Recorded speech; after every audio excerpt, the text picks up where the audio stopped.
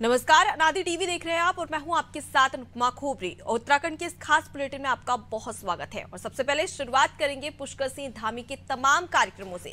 उत्तराखंड से आपको एक बड़ी खबर बता रहे हैं, जहां सीएम पुष्कर सिंह धामी के आज कई सारे कार्यक्रम हैं। सीएम पुष्कर सिंह धामी समीक्षा बैठक करेंगे, साथ ही राजस्व प्राप्ति को लेकर समीक्षा बैठक होगी। संबंधित विभागीय अधिकारी भी इस बैठक में मौजूद रहेंगे। वहीं दो राज्यों के पर्यटन संस्कृति को साझा करने समझौता होगा। सीएम धामी की मौजूदगी में ये करार दिया जाएगा। साथ ही आपसी सहयोग संस्कृति को साझा करने पर एमओयू साइन भी होने वाला है। तो मुख्यमंत्री कैंप कार्यालय में ये कार्यक्रम आयोजित होगा, जिसमें बड़ी बैठक रखी जाएगी और तमाम ऐसे मुद्दे हैं और तमाम ऐसे प्रस्ताव हैं जिसको पारित भी किया जा सकता है, जिसको लेकर समीक्षा बैठक रखी जाएगी।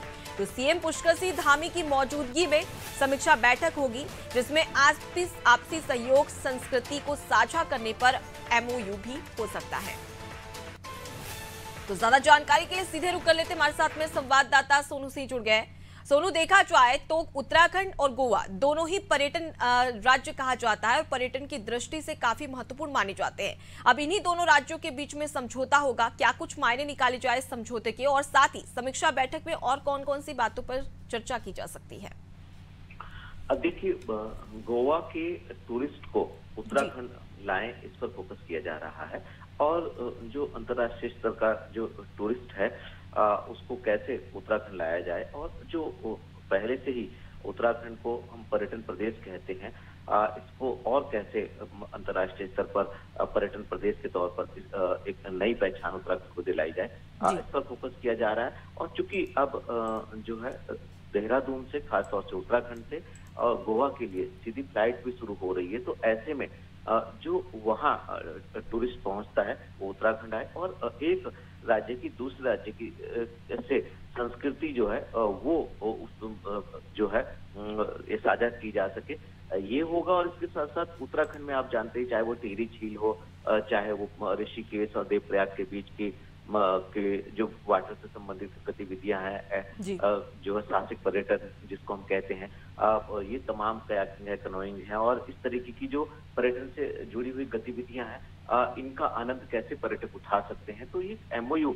किया जा रहा है और ये आपसी समझौता जो किया जा रहा है, ये कहीं ना कहीं एक दूसरे की संस्कृति और एक दूसरे के पर्यटन और एक दूसरे को पर्यटन के क्षेत्र में सहयोग करने की कवायद की जा रही है। और आने वाले समय में जो गोवा है उसके पर्यटकों को उत्तराखंड कैसे लाया जाएगा, इस पर फोकस किया जा सकता है। कुल मिलाकर हम ये कह सकते हैं कि उत्तराखंड में पर्यटन को कैसे बढ़ावा दिया जा सकता है दूसरे राज्यों के सहयोग से, इस पर फोकस किया जा रहा है। और आने वाले समय में जो उम्मीद पर्यटन महकमा कर रहा है और सरकार जो प्रयास कर रही है, ये सफल होंगे, इस तरह की उम्मीद की जा रही है। इसके अलावा दूसरा जो आपने जिक्र किया कि मुख्यमंत्री की समीक्षा बैठक होनी है, उत्तराखंड जो है, उत्तराखंड के आय के साधन सीमित हैं और ऐसे में नए संसाधन कैसे डेवलप किए जा सकते हैं, आय के स्रोत कौन कौन से हो सकते हैं, क्योंकि सीमित संसाधनों वाला उत्तराखंड है। और ऐसे में जो राजकोषीय जो मौजूदा स्थिति है, इसको और कैसे बेहतर बनाया जा सकता है, राज्य के कोष को कैसे बढ़ाया जा सकता है, क्योंकि कुछ प्लान वाले खर्चे हैं और कुछ नॉन प्लान वाले हैं, तो सरकार कैसे कम से कम खर्च करके ज्यादा से ज्यादा राज्य की आमदनी बढ़ा सकती है, इस पर फोकस होने वाला। और जो राजस्व विभाग के जो अधिकारी हैं और खास तौर पर जो भूमि को लेकर के सरकार आजकल मुहिम चला रही है, जो सरकारी भूमि है, इस पर जो अतिक्रमण हो रहा, इस पर भी चर्चा हो सकती है। तो तमाम ऐसे पहलू हैं जो राज्य को राज्य सरकार ने जो एक लक्ष्य निर्धारित किया है 2025 तक सशक्त उत्तराखंड और देश के राज्यों में अग्रणी राज्य को उत्तराखंड बनाया जाए, इस पर फोकस किया जा रहा है। और इसी के क्रम में आज की बैठक को हम देख सकते हैं। जी सोनू, अगर देखा जाए तो उत्तराखंड में पर्यटक काफी अच्छा माना जाता है राजस्व के लिए, क्योंकि सबसे ज्यादा राजस्व की जो आय बढ़ती है वो इसी से बढ़ती है। तो क्या ऐसे में जो ये बैठक हो रही है, इसमें जो कई सारे विभागीय अधिकारी भी मौजूद रहेंगे, तो क्या पर्यटन के अलावा अगर और अन्य विषयों की बात की जाए तो वो कौन कौन से विषय हो सकते हैं जिसकी वजह से राजस्व में बढ़ोतरी हो सकती है और जिसका प्रयास उत्तराखंड की राज्य सरकार भी कर सकती है?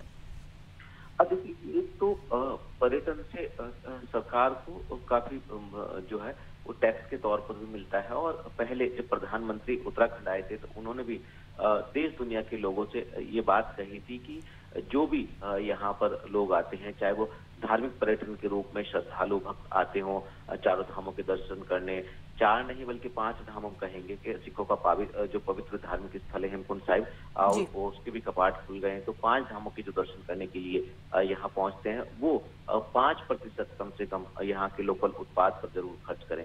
दूसरा, सरकार की तरफ से एक कोशिश है कि उत्तराखंड को पर्यटन का हब बनाया जाए और पर्यटन गतिविधियों से सरकार को कहीं ना कहीं आर्थिक रूप से सरकार को लाभ होता है। तो ये कोशिश सरकार की जा रही है और कई ऐसे साधन हैं। अगर हम खनन की बात करें तो खनन सरकार का एक आय का जरिया है। आबकारी की हम बात करें तो आबकारी सरकार का एक आय का जरिया है और फॉरेस्ट विभाग से भी सरकार को आय प्राप्त होती है। तो कई ऐसे साधन है जिनसे सरकार को राजस्व की प्राप्ति होती है। लेकिन जो संसाधन मौजूदा परिप्रेक्ष्य में है, इन संसाधनों को कैसे और डेवलप किया जाए और कैसे नए स्रोत खास तौर पर तलाशे जाएं, इस पर सरकार फोकस कर रही है और सरकार लगातार ये कोशिश करे कि कम से कम खर्चों और ज्यादा से ज्यादा आमदनी राज्य की हो, तभी उत्तराखंड आने वाले समय में सशक्त उत्तराखंड का सपना जो तो सरकार कुल मिलाकर देखा जाए सोनू, तो ये समीक्षा बैठक का फोकस राजस्व में बढ़ोतरी करने को लेकर ही होगा।